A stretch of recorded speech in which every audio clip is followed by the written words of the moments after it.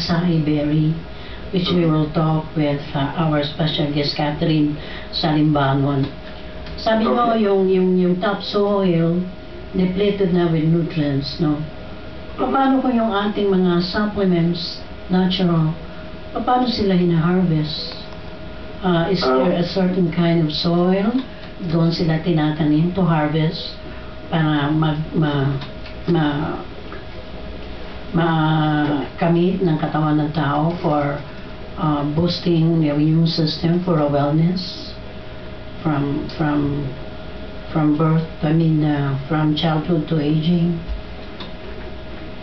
Yes po, with regards on sabi mo yung sa topsoil, it's a good question kasi in specific, no, yung acai, which is originated, actually yung source niya is yung sa floodplains, the areas from the forest, no, yung Amazon, no.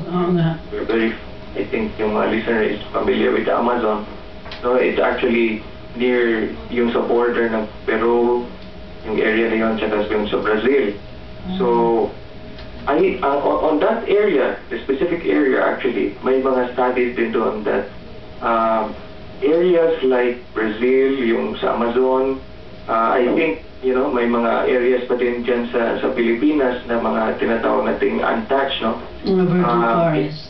Virgin forest na hindi ginamitan ng mga fertilizers, yung modernization form of agriculture. They still preserve the nutrient dun sa, or specifically the minerals dun sa lupa. And in connection po dito is what made it very interesting sa acai is of the history po. Very colorful history yung acai.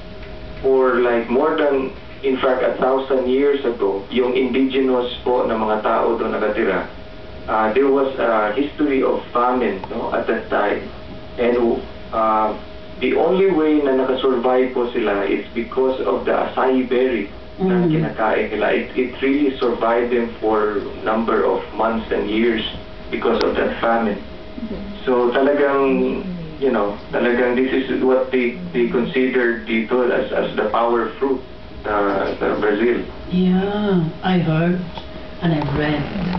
Okay, Doctor, we will be back with you in a few minutes, okay? Okay po, salamat po. Thank you.